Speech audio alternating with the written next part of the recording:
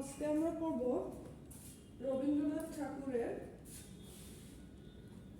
আরেকটি ছোট গল্প, ক্ষুধিত পাষাণ। রবীন্দ্রনাথ ঠাকুর 1895 খ্রিস্টাব্দে এই গল্পটি লিখেন। রবীন্দ্রনাথের অনেকগুলো ছোট গল্পের ভিতর রবীন্দ্রনাথ ঠাকুর অনেকগুলো ছোট গল্প লিখেছেন। তার ভিতরে ক্ষুধিত পাষাণ একটি অন্যতম গল্প। গল্পটি ভৌতিক গল্প নামে পরিচিত।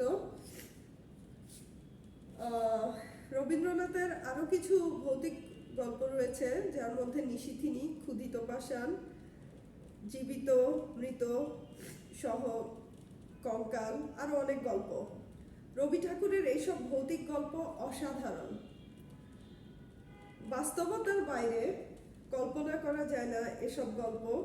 কেননা গল্পগুলো এতটাই জীবন্ত হয়ে পাঠকের কাছে ধরা দেয় যে পাঠকদের কাছে যেন এই গল্পের চরিত্রগুলো মনে হয় বহুদিনের চেনা এবং বাস্তবিক অর্থেই আমরা তা উপলব্ধি করতে পারি। রবীন্দ্রনাথ গল্পটি 1895 খ্রিস্টাব্দে অর্থাৎ 1302 বঙ্গাব্দে এই গল্পটি রচনা করেন। এর আগে আমরা রবীন্দ্রনাথ সম্বন্ধে অনেক কিছু জেনেছি।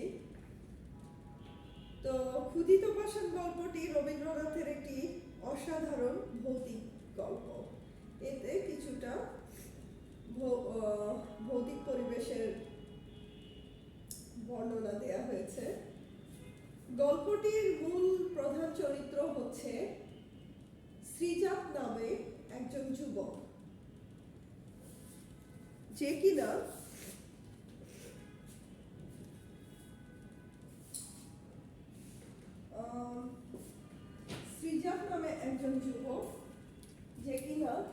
সরকারি কর্মকর্তা ছিলেন, সরকারি চাকরি করতেন এবং সরকারের রাজস্ব আদায়ের জন্য তাকে একটি দুর্গম এলাকায় পাঠানো হয়। সরকারের রাজস্ব আদায়ের জন্য তাকে একটি দুর্গম জায়গায়, পেশায় একজন সরকারি কর্মকর্তা ছিলেন, যে সরকারের রাজস্ব আদায়ের জন্য একটি জায়গায় যায়। সেই জায়গার ভৌতিক পরিবেশ নিয়ে গল্পটি আবর্তিত হয়েছে।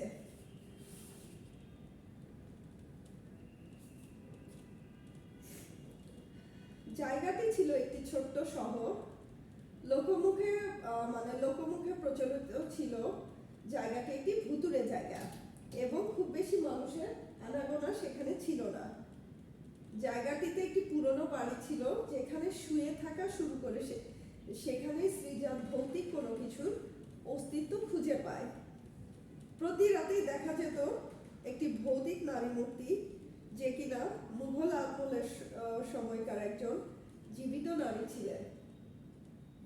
ভৌতিক নারী মূর্তিটি বারবার শ্রীজাতকে দেখা দিয়ে যেত। একা এরকম একটি ভুতুড়ে জায়গায় শ্রীজাতের যে বসবাস, এটাই গল্পের মূল বিষয়বস্তু। কিন্তু গল্পটির শুরু হয়েছে আরেকটু অন্যভাবে। গল্পটি শুরু হয়েছে, গল্পের যে কথক বা ন্যারেটর, যিনি গল্পটি বর্ণনা করেছেন, গল্পটির ভাষ্য মতে গল্পটি শুরু হয়েছে একটি ট্রেনের ভেতর। মানে গল্পের কথক উনি তার আত্মীয়কে নিয়ে শীতের পুজোর ছুটিতে দেশ ভ্রমণে বেরিয়েছিলেন। মানে বাইরে ঘুরতে যাওয়াটাকে রবীন্দ্রনাথ তার গল্পে দেশ ভ্রমণ বলে আখ্যায়িত করেছেন। তো গল্পের কথক, গল্পের শুরুটা হয়েছে এভাবে। গল্পের কথক বলছেন, আমি এবং আমার আত্মীয় পূজার ছুটিতে দেশ ভ্রমণ সারিয়া কলিকাতায় ফিরিয়া আসিতেছিলাম।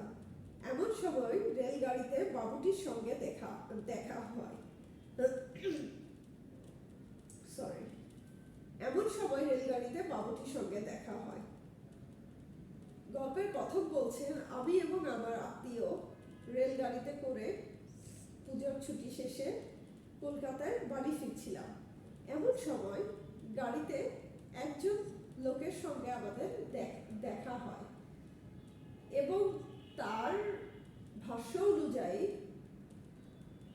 লোকটি ছিল একটু ডিফারেন্ট, কারণ প্রথমে তাকে দেখে তাদের মনে হয়েছিল পশ্চিমা দেশীয় মুসলমান। আবার সে যখন কথা বলা শুরু করলো তখন তার কথাবার্তা শুনে তাদের ধাঁধা লেগে গিয়েছিল, মানে তার পাজলড হয়ে গিয়েছিল যে আসলে সে অ্যাকচুয়ালি কোথা থেকে এসেছে বা কি তার পরিচয়। কারণ তার কথাবার্তায় অনেক বিচিত্র কিছু তারা বুঝতে পেরেছিল। বিচিত্র বলতে সে কখনো ইংরেজিতে কথা বলছে, কখনো পার্সি ভাষায় কথা বলছে, বা কখনো বিজ্ঞান সম্বন্ধে কথা বলছে। দেখা গেল যে লোকটি অনেক কিছু বিষয়ে জানে বা অনেক জ্ঞান তার ভিতর আছে এবং কথক নিজে যে গল্পটা বলছে, কথক নিজে তার সাথে কথা বলে যেমন মানে অবাক হয়েছে, সেই সাথে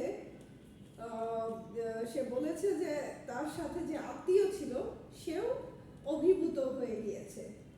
কে মানে কথক যে গল্পটা বলছে, যে গল্পটা যার ভাষ্য দিয়ে গল্পটা শুরু হয়েছে, আমি তার কথা বলছি।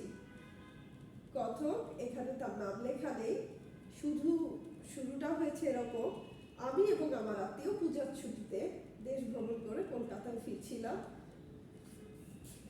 তো এটা দিয়ে আমরা বুঝতে পারি যে কথক একটা গল্প বলতে চায় এবং গল্পটি হচ্ছে যে ট্রেনে তারা যখন বাড়ি ফিরছিল তখন একজন বিচিত্র মানুষের সাথে তাদের দেখা হয় এবং সেই মানুষটি তাদেরকে এই গল্পটি বলে। যখন এই অচেনা অদ্ভুত মানুষটির সঙ্গে তার দেখা হলো, তো কথা বলতে বলতে হঠাৎ দেখা যায় যে ট্রেন স্টেশনে এসে পৌঁছালো। স্টেশনে এসে পৌঁছানোর পরে দ্বিতীয় ট্রেন ধরার জন্য তারা স্টেশনে নামলো এবং দ্বিতীয় ট্রেন কোনো এক কারণে বিলম্ব হলো, মানে একটা কি বলবো যে কোনো এক কারণে দ্বিতীয় ট্রেনটা আসতে বিলম্ব হয়, তাদেরকে স্টেশনে অপেক্ষা করতে হচ্ছিল। তখন রাত 10:30 বাজে। ওই সময় কথক সেই অদ্ভুত ব্যক্তির সঙ্গে ওয়েটিং রুমে কথক এবং তার আত্মীয় এবং সেই স্ট্রেঞ্জার, সেই তাদের সহযাত্রী তার সাথে ওয়েটিং রুমে ওয়েট করছিল। ঠিক সে সময় সে স্ট্রেঞ্জার বললেন যে আমি একটা গল্প বলবো, আমার নিজের অভিজ্ঞতা। তারপরে তারা সেই মানুষটি এই গল্পটা শুরু করে এবং সেই মানুষটি ছিলেন শ্রীজাত, যাকে কেন্দ্র করে ক্ষুদিত পাষাণ গল্পটি আবর্তিত হয়েছে। তিনি ছিলেন সেই যুবক যে কিনা সরকারি কর্মকর্তা ছিলেন। রাজস্ব আদায়ের জন্য তাকে একটি দুর্গম জায়গায় পাঠানো হয়। এভাবে গল্পটি আবর্তিত হয়েছে।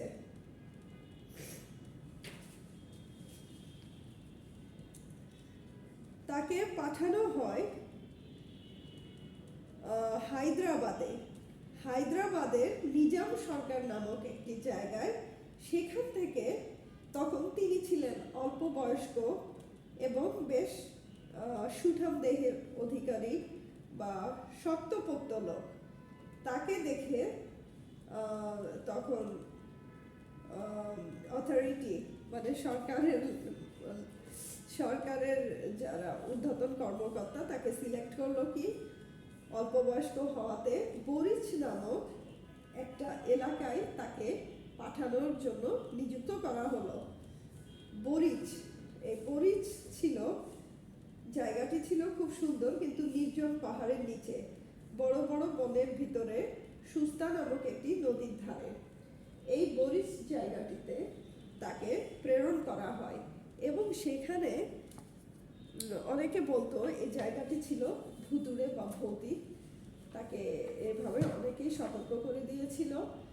যাই হোক, সে খুব সাহসী ছিলেন এবং সেইখানে যাওয়ার পরে ধীরে ধীরে কিছু ঘটনা ঘটতে থাকে, সেগুলো কেন্দ্র করে ক্ষুদিত পাষাণ গল্পটি আবর্তিত হয়েছে। তো আমরা নেক্সট ক্লাসে ক্ষুদিত পাষাণ সম্বন্ধে আরও ইন ডিটেল জানব। ঠিক আছে, ওকে, নেক্সট ক্লাসে ক্ষুদিত পাষাণ সম্বন্ধে পুরো গল্পটা আমরা ভালোভাবে জানার চেষ্টা করব। তার আগে আপনারা সবাই গল্পটি পুরোটা পড়ে আসবেন যাতে আমার পড়াতে সুবিধা হয়। ওকে, ধন্যবাদ। রবীন্দ্রনাথ ঠাকুরের বিভিন্ন ভৌতিক গল্পের মধ্যে ক্ষুদিত পাষাণ অন্যতম। আরও কিছু ভৌতিক গল্প রয়েছে, নিশিথিনী, কঙ্কাল, জীবনমৃত।